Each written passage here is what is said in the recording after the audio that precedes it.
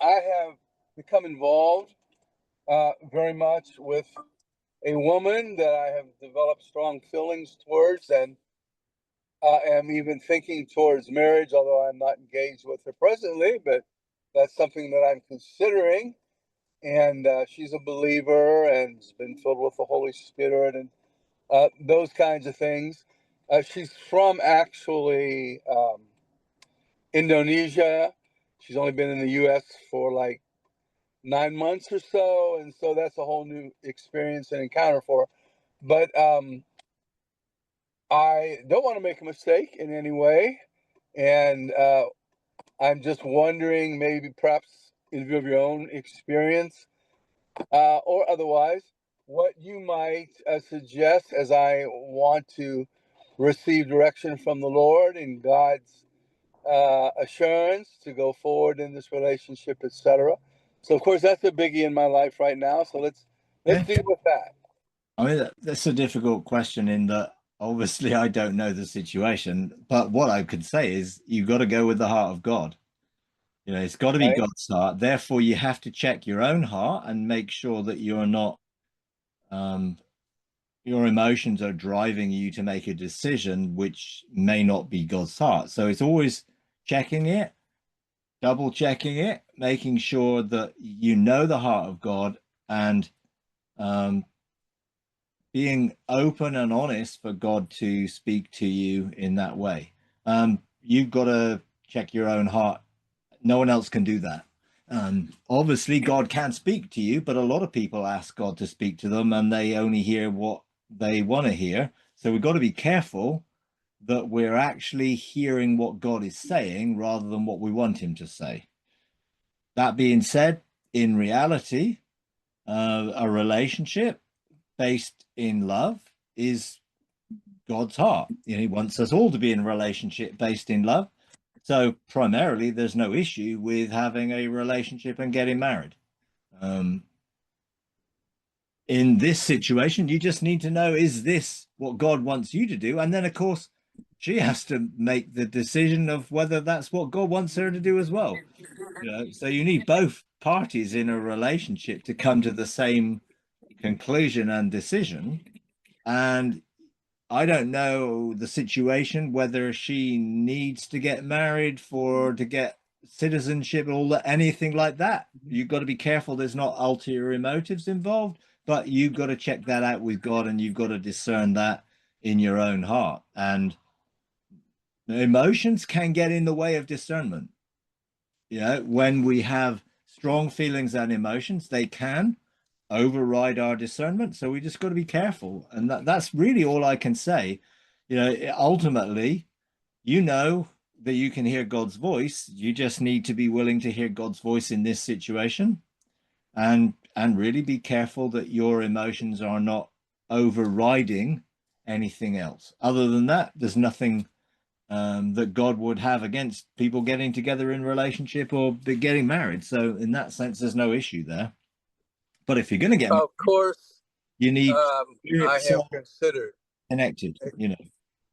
excuse me, of course, I have considered what you're saying in light of my own emotions and getting more actually moving forward, motivation, desire therein, and thus overriding the voice of God, etc. What would you suggest as uh, a way to seek to not make that kind of an error and move into certainty in hearing God's voice and being led by Him, where I'm not just like you're sharing, being caught up in emotions and Yeah. fleshly desires?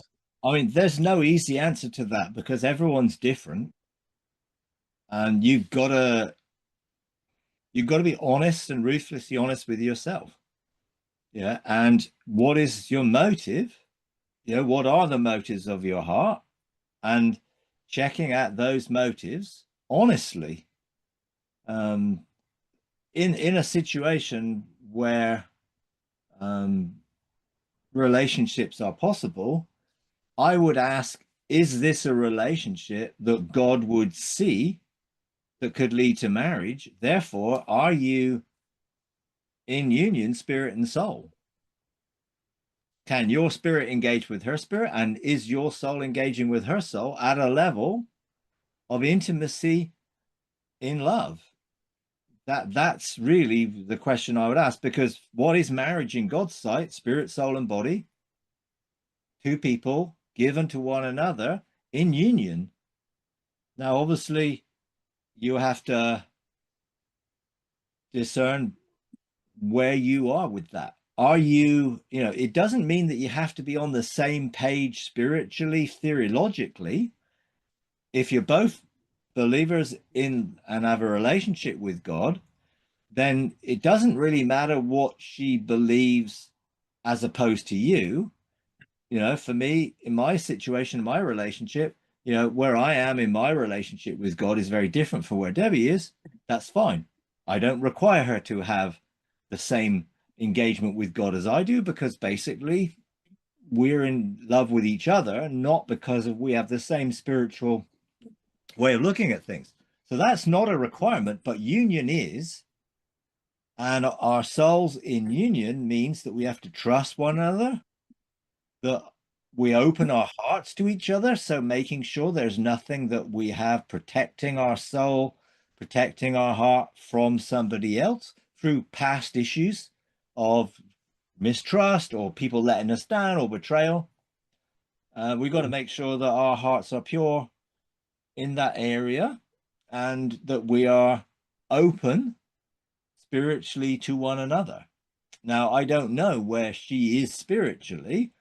I know what I can do in the spirit, and therefore I was able to overshadow her and engage her spirit because I know how to do that. She was open to receive that engagement and felt it and experienced it and was okay with that. Communication wise, you've got to be able to communicate and share at an emotional level of honesty and openness in a situation. I don't know how old she is. I don't know what her situation is in terms of being able to stay in the US. All those things are something you have to discuss and talk about. So, if you can't communicate, then relationship is a non-starter. Communication, not just facts, but at an emotional, spiritual level of sharing heart and communicating heart in that way. And you've got to see both people in the same willingness to be open and share their lives with each other in a commitment which is on both sides, and only you will know what that is. Only you will be able to talk and share and communicate that. There is no way I can tell you how that you're going to hear God clearly, because I don't know where your emotions are and how those emotions are affecting how you feel. Because when I fell in love, my emotions were all over the place. I was giddy with love. So my emotions, not in a negative way, but they were very heightened. And I was feeling love in a first love sense that I'd never, ever felt before. I lost loads of weight. My whole sort of body was reacting to that being in love experience. It was quite a challenge to be able to navigate through it. But a good one, because I'd never really experienced such like that before. But I was aware that my spirit needed to be directing me, not those emotions and not those feelings, even though they were good feelings. And those feelings actually had to be moderated in that I couldn't keep on losing £1 a week every week, because my whole system had basically just turbocharged. Literally, I was lovesick. Now, as I entered into the relationship, then that settled down, but I had to manage how I felt. So I was so lovesick that I didn't want to be apart, not for a minute. which was not practical. So I had to manage the emotions with reason and work on how not to let my emotions drive me into a negative perspective. Because yes, to miss someone is great, but to miss someone in such a way that you're feeling pain is not great. And so I had to go through all of that and deal with those type of emotions that I was feeling because they were new to me. And I had to manage with God helping me to establish what was good and what was not good. And after now 3 years, everything is settled down in that we are in love with each other, but we have a relationship with each other, which is mutually blessing each other and helping encourage each other. But it took time to get there. And my emotions at the beginning were driving me and affecting me both positively, but also potentially negatively. And I had to be open and honest with that to deal with it. I had to talk to God about it, really sharing, this is how I'm feeling. This doesn't feel right. There are negative emotions that can come with love, jealousy, envy, all those things. In my situation, her spending time with her friends, to me, hurt me. Now that's wrong. But my emotions were such that I was feeling nothing like I'd ever felt before. So I had to really navigate those emotions carefully over the first 6 months of the time we were together, so I could become accustomed to what was right to feel and what was not right to feel. Because it's hard when you're feeling it to discern, because you feel it and it basically takes over. I couldn't control my feelings to start with until I, with God, was able to see what were the feelings which were positive emotions that were going to help a relationship and what were feelings which were negative and would damage a relationship. And they're all mixed up potentially. So it's not it's a bit of a minefield. It's not impossible to navigate through, but you've got to be ruthlessly honest with God and yourself when you're in this situation, making sure that your emotions are not being driven by your needs. Because if your emotions are driven by your needs, they're going to lead you into making decisions based on selfishly what you need rather than what the other person needs. Because love is putting another person first and putting their needs before your needs. And so when emotions are driving you to have your needs met for companionship or whatever it might be, for sexual union, for all of it, if they're being driven by a lack in your life, that is not a good thing, because that is selfishly looking for someone else to meet the lacks we have in our lives, rather than us looking to meet the needs of somebody else by loving them in an unconditional way. And if you can't love someone unconditionally, then it isn't really love. And that's where, when you look at addressing, well, why am I feeling this way? How is this making me feel? What needs is this meeting in me? Are those needs being met in God? Therefore, why are they so strong in this situation? All of those are questions you have to ask.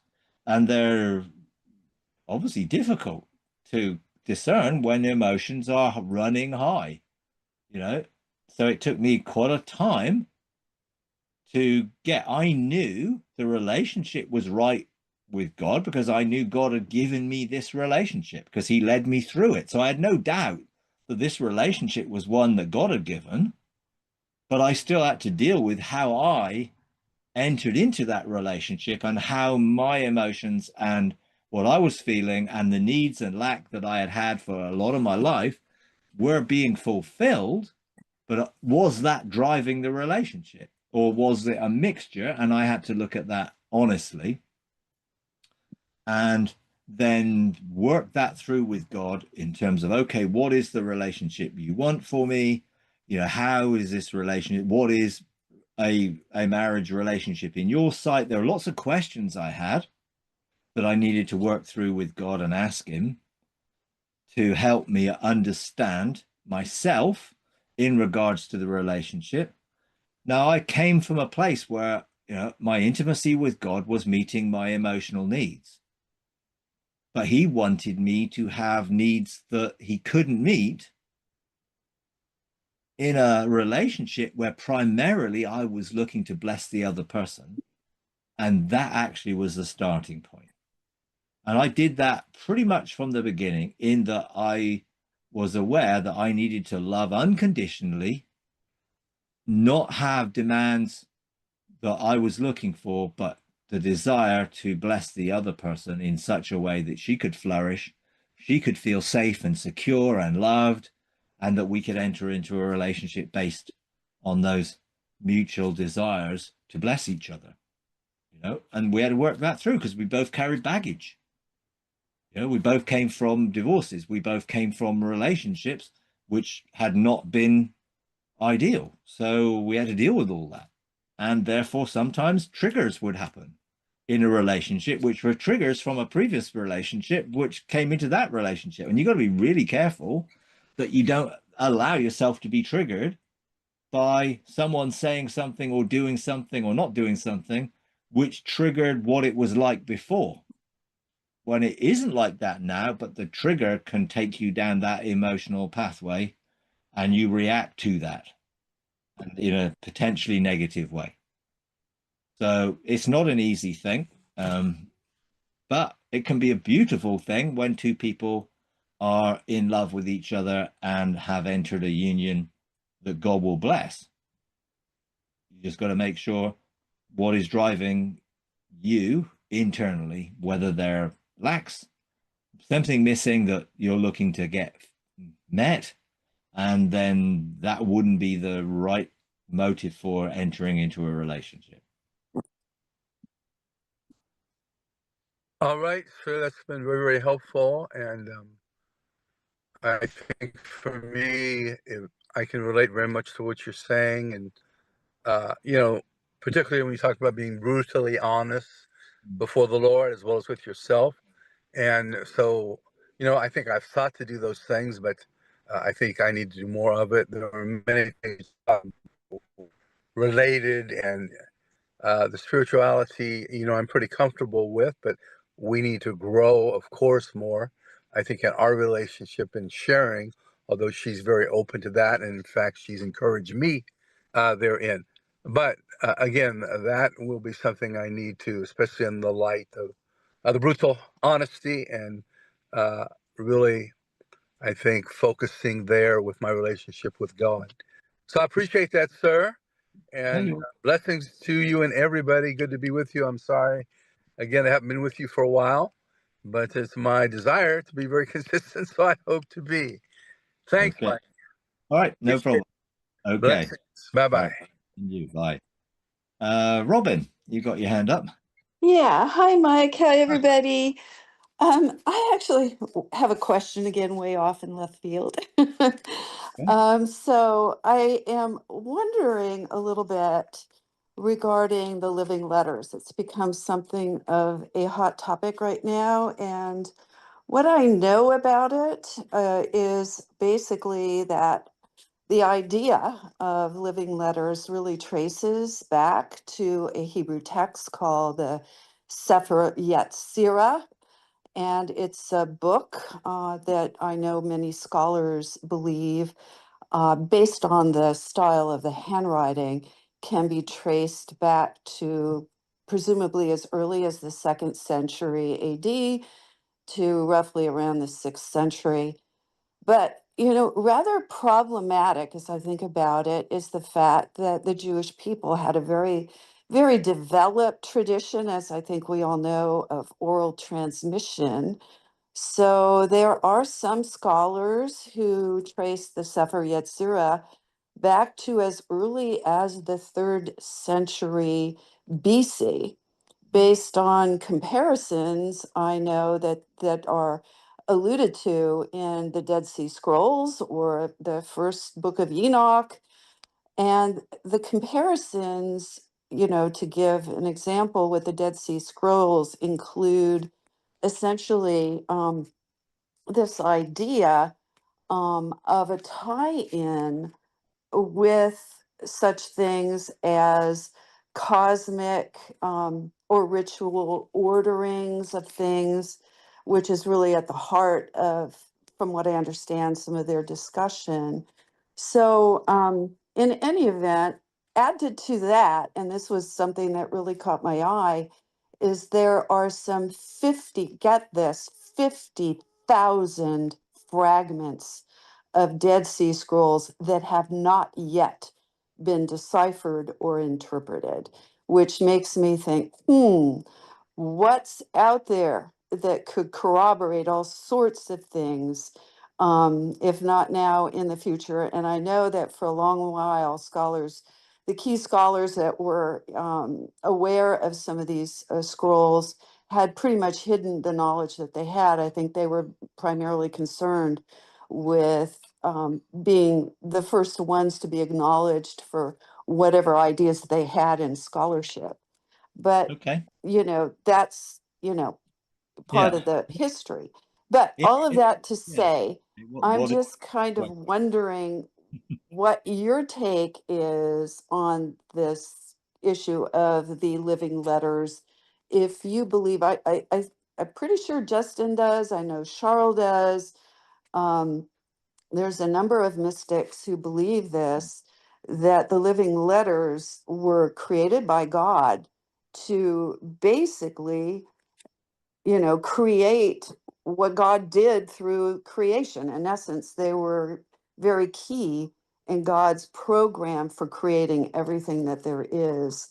And so I'm just kind of wondering what your take is on all of sure. that. Yeah. I mean, personally, um, I'm not building my life on Hebrew texts, none of them, because my relationship with God, Father, through Jesus, Spirit, is He's the way, the truth, and the life. So for me, the Hebrews did not have a relationship with God that was true to who God is, and therefore I would not be building my any understanding on the Talmud or the Kabbalah or any other Greek or Hebrew text in that sense, because they're not Christ-centric. Jesus is not the center of their cosmology. Therefore, they didn't have a relationship with God. Their version of God is not the God that I know. So I'm not going to build my relationship with God on something which is actually less than what I have. Because you read the Old Testament, that is not the God I know. That is the God they worshipped, that they created because of their fear of the true nature of God, and set up a mediatorial religious system, which sort of God looked to meet them in, but wasn't God's idea in the first place. He didn't want sacrifices and offerings and all these things. So personally, I don't have anything to do with any of it because I don't need to do with any of it. Why would I need to engage in something which is less than my relationship with God already is, and has often an agenda? The Hebrew Roots movement has an agenda to bring people back under the law. I don't want anything to do with the Hebrew Roots movement. I don't believe we should be, we're not Hebrews. I'm not a Hebrew. I'm not Jewish. I never followed Judaism.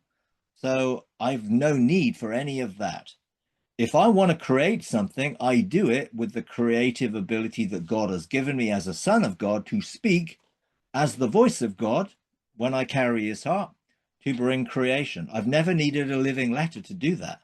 Now, that being said, there could be living beings that take the words that I say. There are quantum lumens that are living light, which is the fabric of everything that is matter and energy, and therefore the fabric of everything, which respond to my words as they respond to God's word when I carry God's heart and I speak with his authority to establish things as a reality, which is a creational reality. You could call them living light beings, but Hmm. I'm not believing that Hebrew is the issue. The issue is relationship with God based through Jesus, not through anything else. So I don't need any of that. Those that believe it, that's fine. If they feel that they need some mediation to bring what they say into being, okay, that's fine. If that's how they see it, I don't see it that way. Mhm. So God has never spoken to me about living letters. He has never directed me to go and look into living letters or look into the Kabbalah or the Talmud or the Tanakh or any Jewish writings, because I don't believe that that is a representation, true representation of who God is. And I believe it's actually very dangerous and can draw people into all sorts of stuff. You know, why would I want to partake in Jewish mysticism when I have a mystic relationship and a union with God now? So I think be careful. Be careful about seeking knowledge that is outside of Jesus. Jesus is the truth. I don't need any knowledge that comes from another source, ultimately. Now, I've read the book of Enoch. It's the heaviest book I think I ever tried to read. It's like, I don't like it. You know, Mm. now I'm not saying there isn't some truth in it, but it wasn't anything that I was inspired by. And actually, if there is truth in there, well, God can tell me that anyway. See, God has spoken to me about the Sephiroth. He's spoken to me about the Merkaba. He's spoken to me about Metatron's cube. I never researched any of that stuff, and I certainly didn't look at it in any Kabbalic writings or anything else.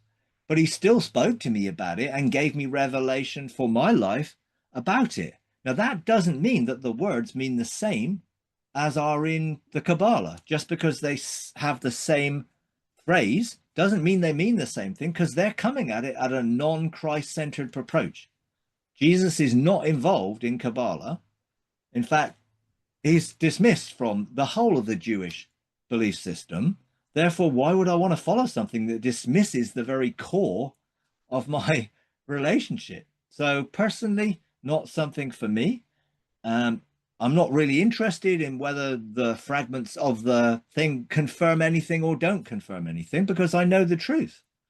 I have a relationship with the truth. I don't need another proof for that relationship, because it comes in my trust of God as a good God. And that now, I am a curious person by nature, and in the past I might have been interested to find out lots of things, but for me now, that's just a distraction from the intimacy I have in relationship. I don't need proof. I don't need anything to confirm anything. I don't need the Bible to prove anything, let alone Jewish writings or anything else. So I think Jesus said, my sheep will hear my voice, follow me. They listen. I'm listening, seeking to hear the voice of God, know the heart of God in relationship, and then live my life in the joy of that union. That for me is what's important. So I don't have anything really in my experience to talk about living letters and how that relates to anything. I have seen creative things, and that was with living light. That's That like interesting. It makes me wonder if the quantum lumens might be the living letters, that some of the other mystics are talking about. And I kind of know Charles he's very Christ-centric, and he feels, his study of this whole thing has deepened his relationship with Jesus. But I mean, I'm um, just kind of wondering there. that's fine if that works for him. It doesn't Yeah. work for me, and therefore I'm not going to Yeah. go down a route of taking another mediation or another intermediary to try and learn about God. Hmm. Why would I want to go through the mystical going into it's like, here's an example of Hebrew understanding. God spoke to me about peace, and he spoke to me in depth, and like I recorded what he said about peace. Hmm. I was at a conference with Justin and Ian Clayton, and Carl Whitehead, one of Ian Clayton's friends, shared from unpacking the Hebrew language and the pictorial language of the Hebrew letters what peace meant.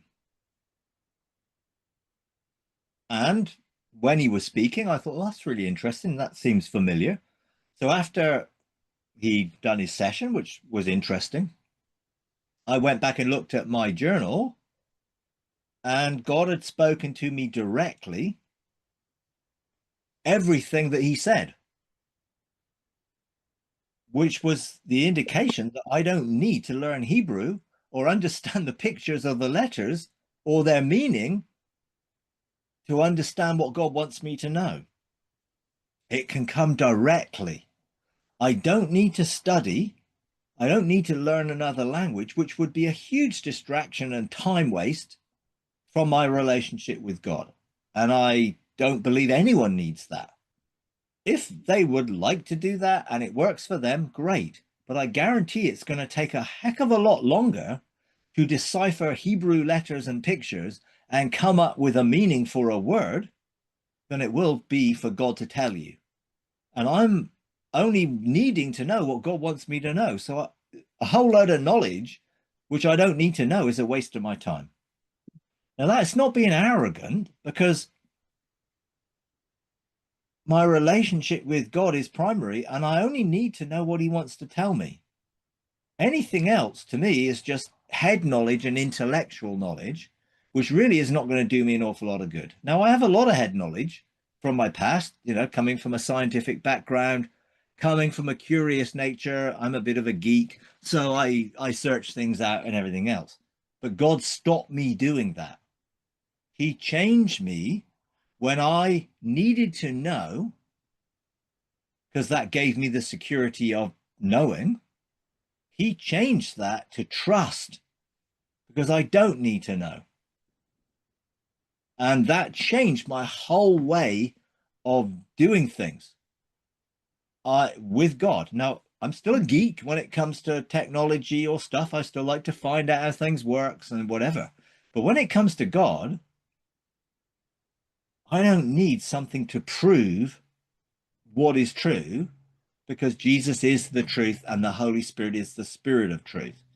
So it would just be counterproductive in wasting my time looking at something in an intellectual study, as opposed to spending the time with God and asking him to show me whatever he wants to show me. That's what works for me. If it works for them, great.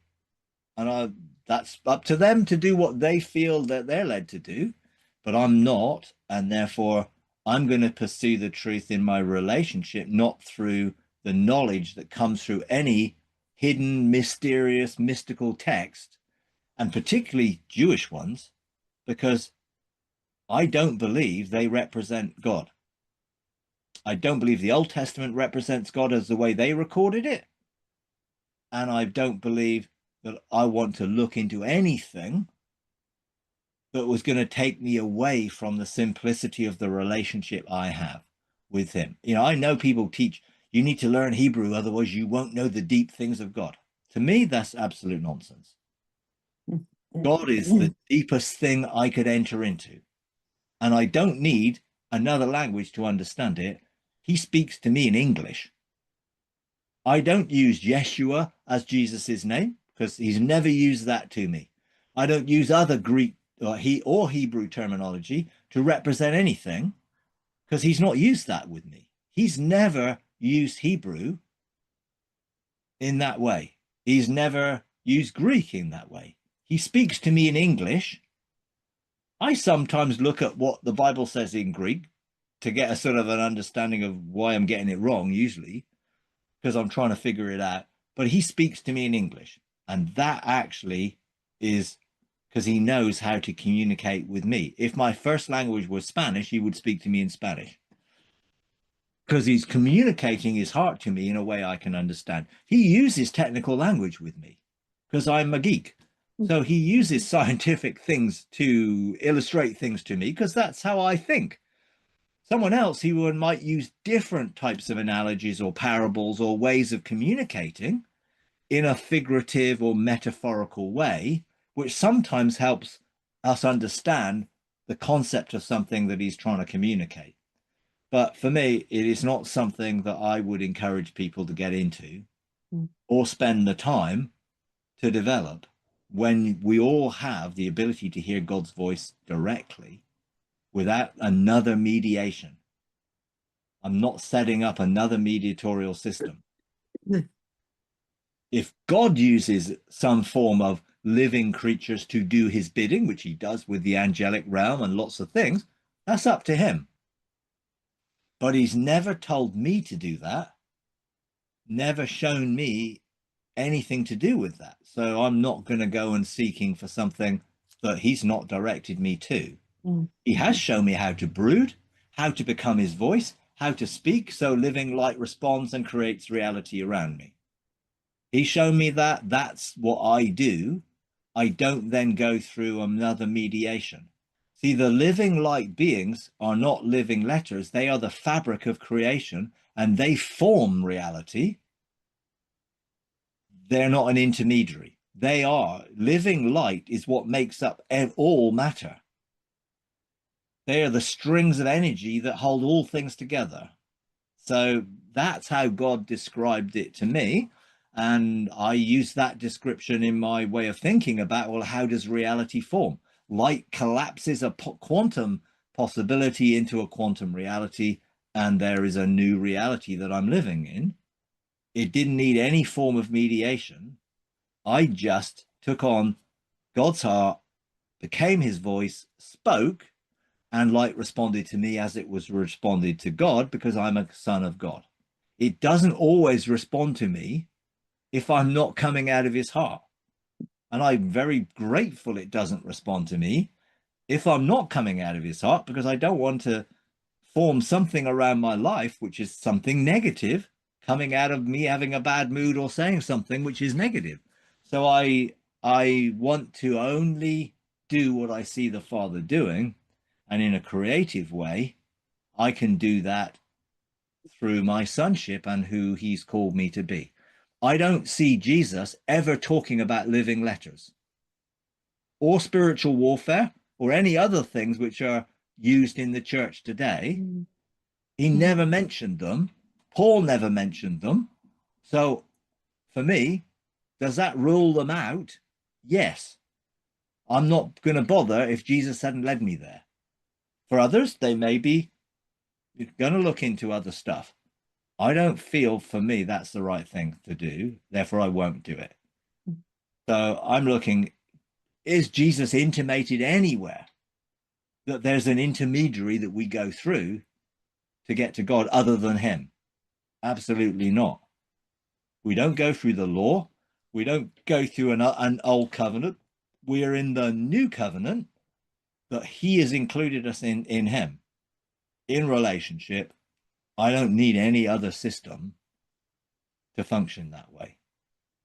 If he show me how things work in heaven, then I have an understanding of how heaven functions from a governmental perspective, within the fact that God is on the throne and heaven is a kingdom under his administration in love. And yes, he showed me how certain things function there, but they're purely a relationship where he's revealed that. I didn't go and find that in some Jewish mystical book, because I don't believe they would refer to that, because they didn't have a relationship with God and they had no access to heaven. Because you can't come other than through Jesus, and they're coming through the law. So they had no relationship with God other than through the law. And we know the law failed, became obsolete, and Jesus totally challenged their view of what they thought. So when Jesus said, "You've heard it said," he's referring to the rabbinical oral traditions passed on, which were written down in various Jewish books and other things. He was saying, don't listen to this stuff. Listen to me, because I say unto you. And he totally changed the meaning of what they understood the law to say. Hence, he didn't stone the woman, because that wasn't God's idea. God never would kill anybody for committing adultery. Otherwise, there'd be a lot of dead people around. Well, wouldn't be around, would they? They'd be dead. So ultimately, God doesn't do that. Jesus didn't condemn the woman caught in adultery. Their law would have done, but he didn't. So what was he saying? The law isn't from God. That's what he was saying. This isn't God's law. This is their law. This is the law Moses gave them. And Moses gave them the law of the eye for an eye and a tooth for a tooth because he knew what they were like. They were a savage people, stiff-necked people who would kill people for taking something from them. So he forbade them to kill somebody. He said, there's a limit to what you can do. You can only apply this, because he knew they would, because they were seeking retribution and revenge. That's not how God works. God didn't seek retribution and revenge. He brings mercy and love. So the prophets came and they started to reveal God's heart for a new covenant and start to challenge their view of sacrifices and offering and the system that they were using. It wasn't God's, it was theirs. Mm.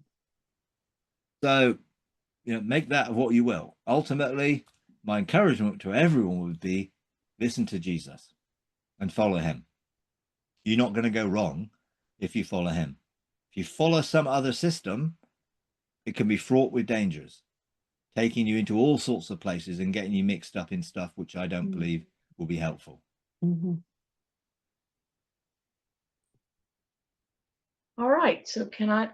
Yep. Jump in, Jackie. All righty. So, well, you've answered my first question. I was going to ask you how to lose 20 pounds, and you answered it. I need to fall in love again. There you go. Deeper into love. And my goal is to go deeper into love with Father, just bask in his love and get on that firestone of love and let him transform me. Let this fat melt away. So, there you go. You can make a fortune now. You can make a fortune online. Just put that one on. I thought, Mike, you need to bottle this. How to lose 20 pounds. That's right.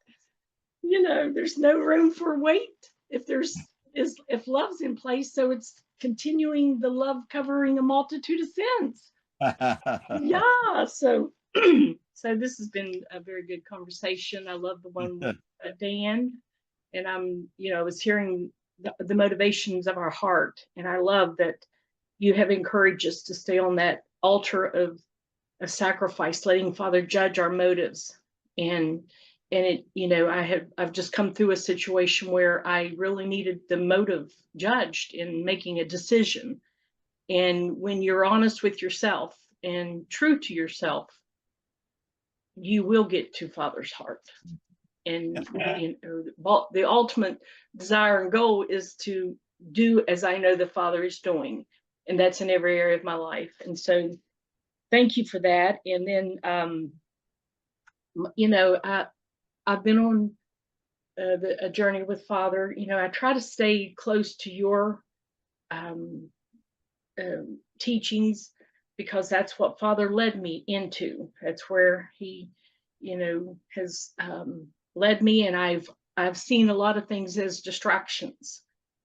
And because I'm very inquisitive, and I can want to do this and that, but it's, as you have encouraged us often, it's about your relationship with Father. It's about doing all things out of Father's heart, staying in a relationship. And, one of my favorite scriptures, I didn't understand until I started this journey, and it was Adam walked with God in the cool of the day. And I know now it was because Father was calling me to walk with him, to walk his heart out on the earth, and to know how to fulfill a destiny that was far, far more than what I could have thought or imagined. And so I've just come through 120 days of working with Father in the cloud, the dark cloud. And it was not like your experience, but very similar. And your instructions and understanding and experience helped a lot as I journeyed this with a friend, which was very helpful. And it really, really has done a deep work within my heart. And so now Father's moving us into the limitless grace.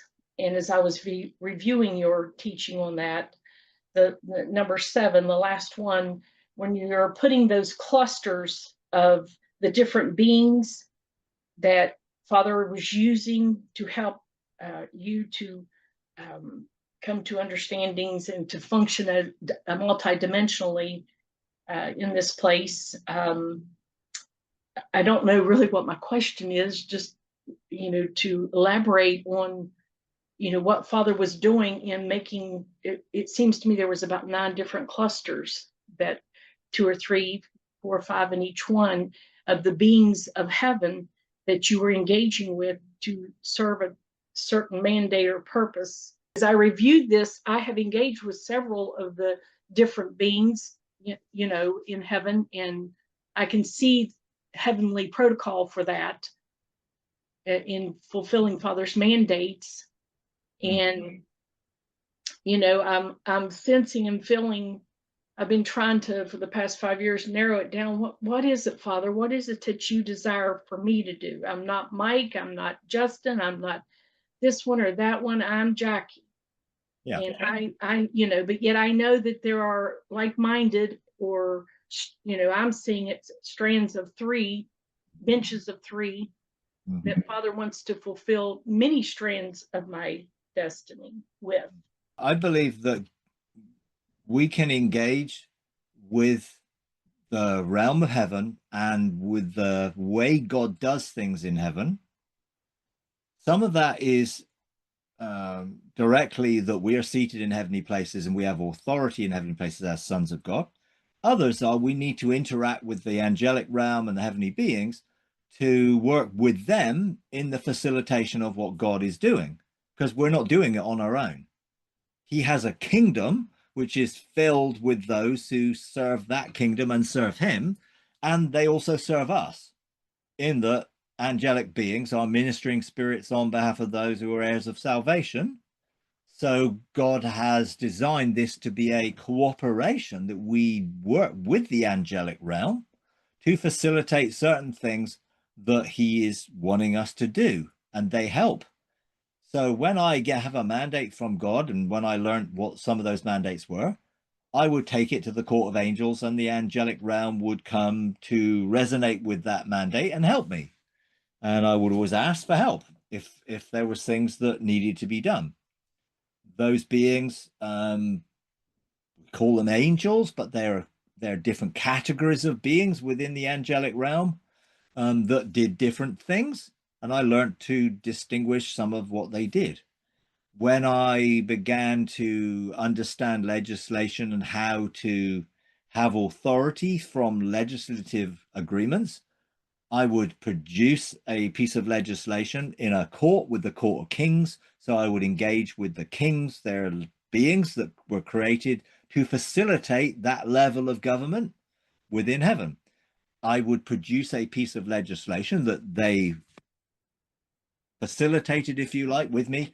I would then take it to another court, a court of chancellors, who are another group of beings that are designed to look at governmental, legislative, and bring agreement so that they can be written into the records of heaven. And then you have authority heaven recognizes. Now, all this seems quite technical, but then a kingdom is a little bit technical. We live in the United Kingdom, I do, and we have a king and queen and different things, and we have a parliament, and we have different ways that all that works together.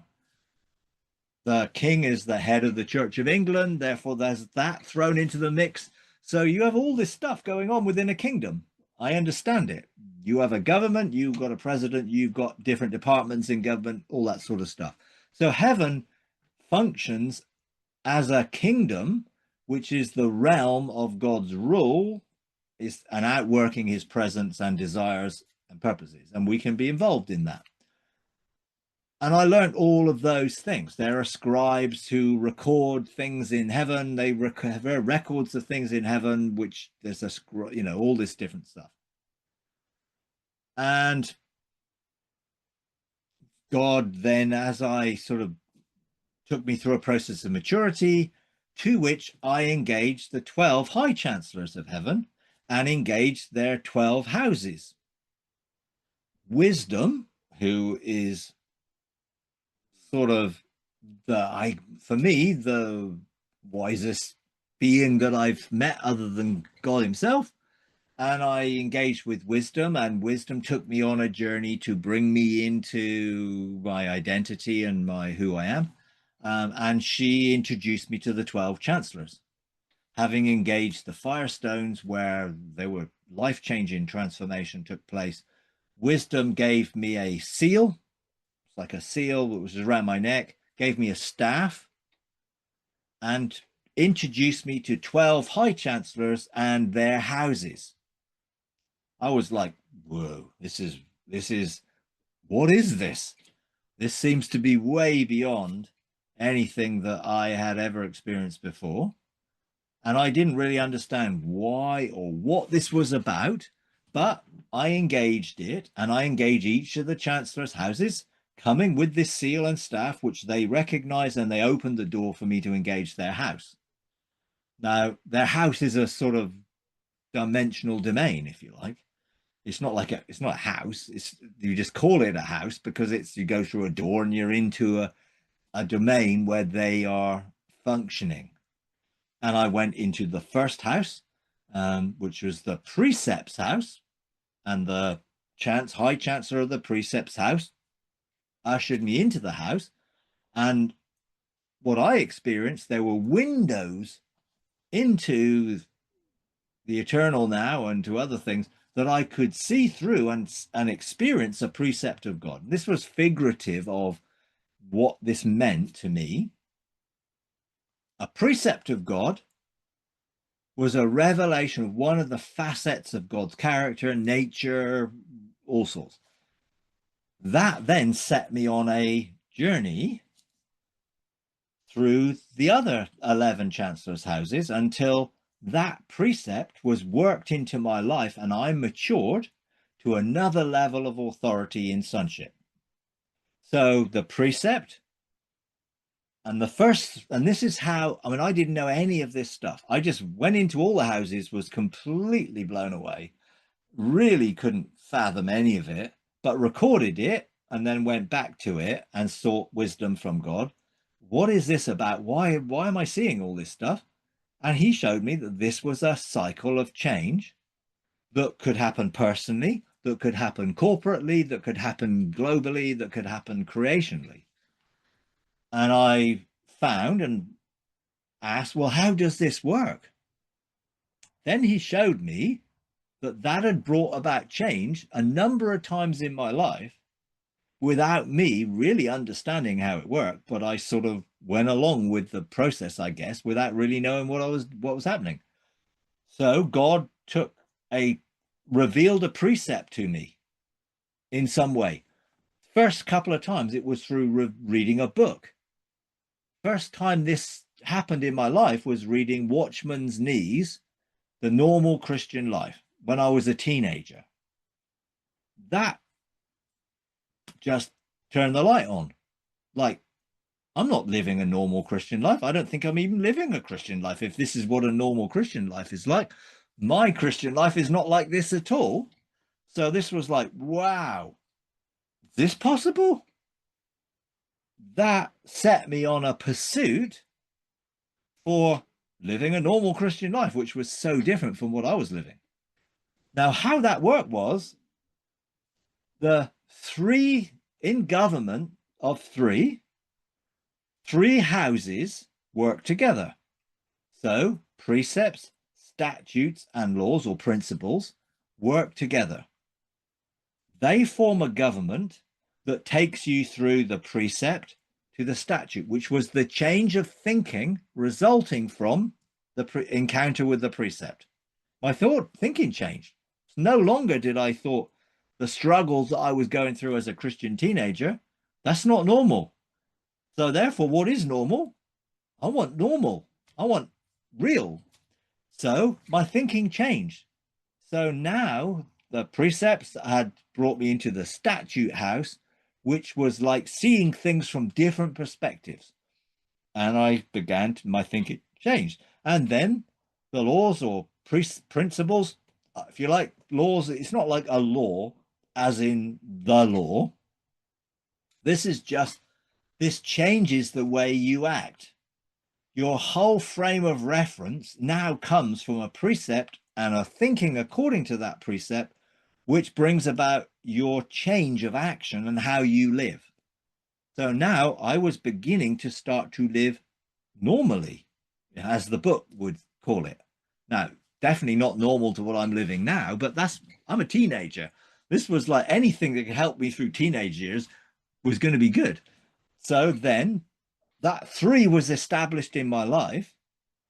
Then the next thing was the 4th would create a window for me to enter into that and experience it at a deeper level.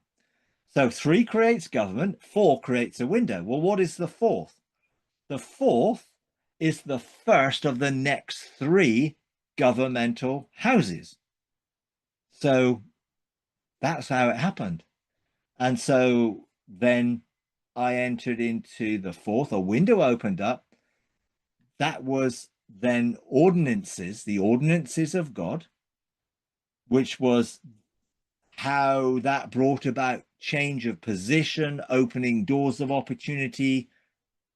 Things opened up in my life when I began to realize that normality was very different. All of a sudden, people started asking me to preach. I wouldn't even speak publicly, let alone preach. But people kept asking me because an ordinance was in place. I was moved into a new position where people could now see me in the sense that my destiny and who I was to be was revealed, I guess. And they kept asking me to preach. No, I'm not going to do that. But eventually I said yes. Words came out of my mouth that I was like, oh, what have I said? I said yes. I took this and I had to seek God because I didn't want to do it. I sought him, and that opened up doors of opportunity that would enable me to be me. Now, once I was then through that door or window, I was now into the next cycle of 3. So ordinances would then open up the next and the next. And there are 12 different houses that reflect a process of transformation, change, maturity that would bring me into a new level of identity and sonship. So that might involve a new mandate or a new scroll or a new mantle. And I think I received a mantle of authority to speak when I was totally afraid of speaking, which was like only God could take me through that cycle. Because eventually I discovered why I had a fear of speaking. Something happened in my childhood that actually set up this literal fear of public speaking. I could not speak publicly. I would do anything I could to get out of it. At school, that was really awkward because they expected you to read out loud. And I'm like, oh, I'm not going to read out loud. So I would make an excuse, leave the room when my turn was coming up, hoping that when I came back, it skipped over me to somebody else. It was really powerful fear. Well, that fear was being used by the enemy to rob me of my destiny. I would not be sitting here talking to you if I had a fear of speaking now. So the ordinances, the moving me into a different position,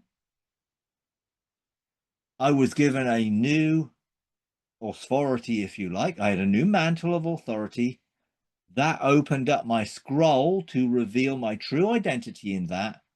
And all of this stuff started to work out. And eventually I went through all of the cycles, which changed my life, changed the culture of life, changed how I interacted, brought me back to the treasury room of heaven, where the resources of heaven to me, to be me, are now released because I now know who I am at another level. So all of this cycled. That cycle, when I was a teenager, probably took about a year or so, or longer, actually. Bit longer. But the start of the change was, I'm not normal as a Christian. I want to be normal. If that's how it's supposed to be, I'm not living that. I want that normality. And then everything started to move me down that cycle. As my thinking changed, as my actions changed, as then the door opened into another thing, I received the mantle of authority. I'm now speaking regularly. That was impossible for me. That was not my normal. But the cycle took me through that. So I engaged the chancellors with their houses for the process of being brought into another level of identity of who I really am, and then the authority at work through who I am. So that was how I interact with those 12 beings. I also interacted with the 7 spirits of God. Quite a lot initially. When I was first engaging heaven, they helped me understand how heaven worked, if you like. And so I engaged the spirit of the fear of the Lord.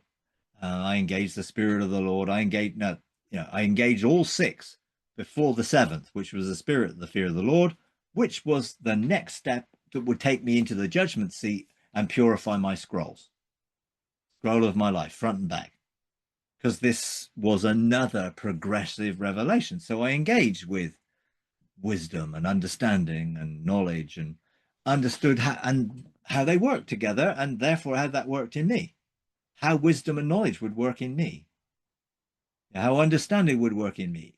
This was something that they revealed, and I began to realize that they were always sort of within the atmosphere that I was in, and sometimes I could discern their fragrance or their frequency or their color as a sort of thing which was over my mind. And so I began to be sensitive to them and cooperate with them. They weren't always cognitive, I'm going to talk to wisdom. Now, the spirit of wisdom is not wisdom. Wisdom is a separate being, but there is a spirit of wisdom, a spirit of knowledge, a spirit of understanding, counsel, might, fear of the Lord, spirit of the Lord. So each of these has a function to represent God within our sonship identity, and they help me to understand that I'm seated here, I have authority. And so they also were part of my process. There were other beings that I engaged along the way.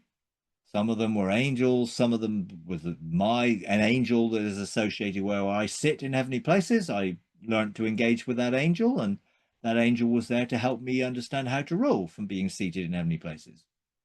So lots of different groups. Now, then there were other groups of 3 angels that were part of my understanding how to engage the earth shield, how to engage in authority in different ways. And there are lots of different 3s and groups of angels that I began to interact with that were helpful in helping me understand how things worked and helping me work in cooperation with them.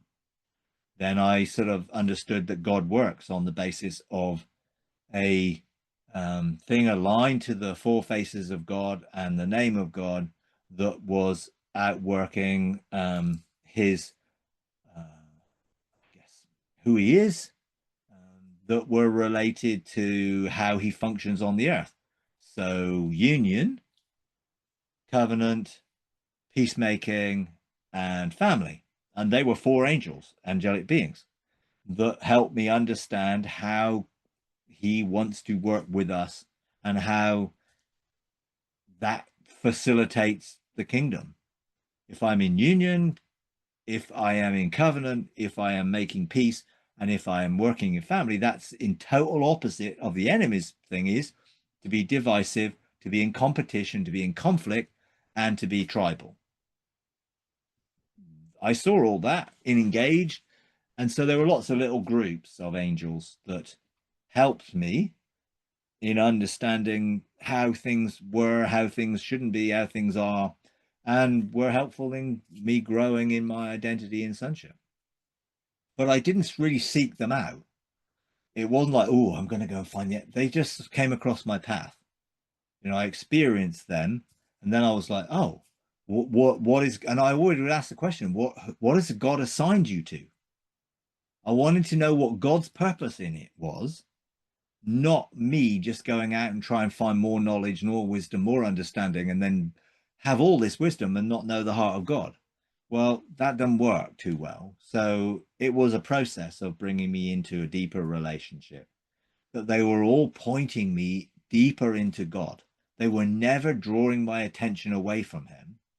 They were always drawing me deeper into him, but they were assigned to help me do that.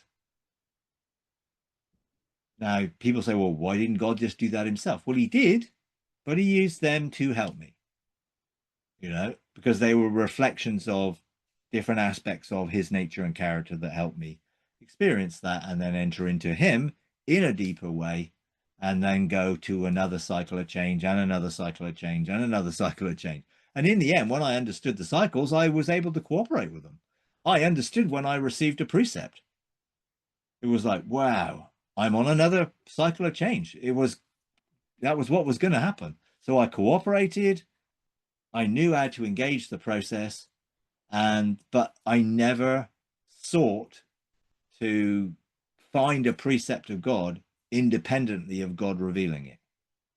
Whichever way he chose, whether I was on the firestones or whether he would reveal something to me while sat on his lap on the throne of grace or wherever, I knew when something had challenged my understanding of who God was, and therefore I then pursued it.